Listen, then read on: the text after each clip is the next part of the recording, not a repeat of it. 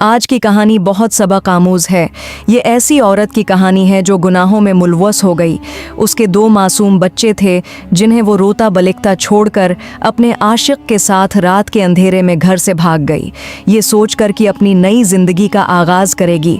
مگر اس عورت کا انجام دیکھ کر آپ لوگ بھی دنگ رہ جائیں گے۔ اور وہ معصوم بچے جنہیں روتا بلکتا چھوڑ دیا گیا تھا، اللہ نے ان کی قسمت کو ایسا بدلا کہ دیکھ کر آپ بھی حیران رہ جائیں گے۔ دن کی ہلکی دھوپ صحن کے کچے فرش پر پھیل رہی تھی، ہوا میں خاموشی کا ایک بوجھ سا تھا۔ زینب، ایک 25 سال کی خوبصورت مگر خود غرض عورت، لکڑی کی کرسی پر بیٹھی اپنے ناخنوں پر نیل پالش لگا رہی تھی۔ چہرے پر ایک مصنوعی مسکراہٹ تھی، جیسے زندگی میں سب کچھ ٹھیک ہو، حالانکہ ایسا کچھ بھی نہ تھا۔ اسی دوران فون کی گھنٹی بجی۔ اس نے لاپرواہی سے فون اٹھایا، ہونٹوں پر ہلکی مسکراہٹ آئی۔ آ رہی ہوں فاروق، بس تھوڑا سا انتظار کرو، یہ کہہ کر وہ آہستہ سے اٹھی، دوپٹہ درست کیا، پریس اٹھایا اور جانے ہی لگی تھی کہ پیچھے سے ایک کمزور سی آواز آئی، اماں، چھوٹی کب سے بھوکی ہے، رو رہی ہے، اسے کچھ کھلا دو نا۔ 10 سال کا احمد اپنی بانہوں میں ننھی بہن کو سنبھالے کھڑا تھا، آنکھوں میں بے بسی اور چہرے پر امید تھی۔ مگر زینب نے پلٹ کر دیکھا تو اس کے چہرے کی نرمی لمحے میں سختی میں بدل گئی۔ تم دونوں تو ہو ہی منحوس، میری زندگی کی سب سے بڑی رکاوٹ۔ پہلے تمہارا باپ تھا اور اب تم دونوں ہو، جاؤ اسے میری نظروں سے دور کرو۔ احمد کے قدم وہیں رک گئے، ماں کے ہر لفظ نے اس کے دل پر خنجر کی طرح وار کیا۔ زینب نے غصے سے پرس اٹھایا اور دروازہ زور سے بند کر کے چلی گئی۔ دروازے کی آواز پورے صحن میں گونج گئی، جیسے گھر سے روشنی ہی نکل گئی ہو۔ چھوٹا سا احمد اپنی روتی ہوئی بہن کو سینے سے لگا کر آہستہ سے کہنے لگا، چپ ہو جاؤ میری پری، اماں ناراض ہیں لیکن میں ہوں نا۔ اس نے ٹوٹی ہوئی میز پر رکھا دودھ کا فیڈر اٹھایا اور بہن کے منہ سے لگایا، مگر اس کی اپنی آنکھوں سے آنسو رکھنے کا نام نہیں لے رہے تھے۔ اس معصوم بچے کے کندھوں پر زندگی کا بوجھ بہت بھاری تھا۔ زینب ایک آزاد خیال، حسین مگر خود میں گم عورت تھی۔ وہ اپنی مرضی کی زندگی جینا چاہتی تھی۔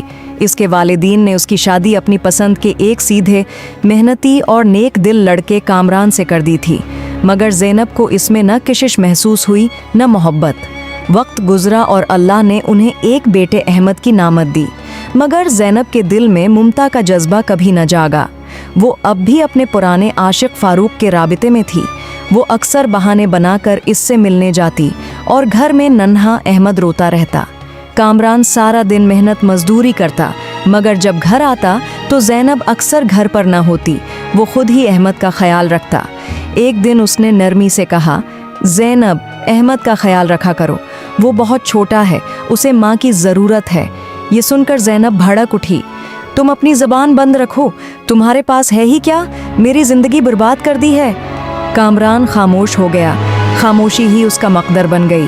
پھر ایک دن کامران نے زینب کو ایک اجنبی مرد کے ساتھ دیکھا، اس کا دل ٹوٹ گیا، مگر کچھ دن بعد وہ بیمار ہوا اور دنیا سے رخصت ہو گیا۔ کامران کے جانے کے بعد زینب بالکل آزاد ہو گئی۔ وہ روز تیار ہو کر فاروق کے ساتھ گھومنے جاتی اور اپنے بچوں کو نظر انداز کرتی رہی۔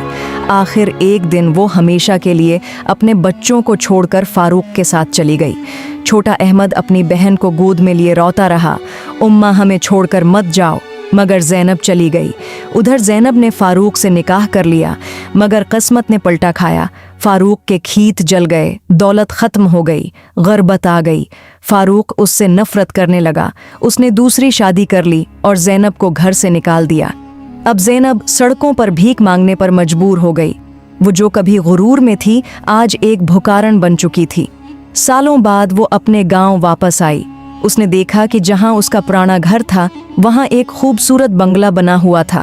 اسے معلوم ہوا کہ یہ گھر احمد کا ہے، جس نے اپنی بہن کو پالا، پڑھایا اور کامیاب انسان بن گیا۔ وہ دروازے پر گئی۔ اس کی بیٹی ماریا نے اسے پہچانا نہیں اور اسے بھکارن سمجھ کر روٹی دے دی۔ تھوڑی دیر بعد احمد بھی آیا۔ وہ ایک کامیاب اور باعزت انسان تھا، مگر اس کے لیے زینب صرف ایک اجنبی بھکارن تھی۔ زینب زمین پر بیٹھ گئی اور رونے لگی۔ کاش میں اپنے بچوں کو نہ چھوڑتی، کاش میں اپنے شوہر کی قدر کرتی، مگر اب بہت دیر ہو چکی تھی۔ اس کے پاس نہ گھر تھا، نہ اولاد، نہ عزت، صرف پچھتاوا اور خالی پیالہ تھا۔ यही अंजाम होता है इन लोगों का जो गुनाहों की राह पर चलकर अपने कीमती रिश्तों को खो देते हैं। अगर ये कहानी आपके दिल को छू गई हो तो ज़रूर बताएं।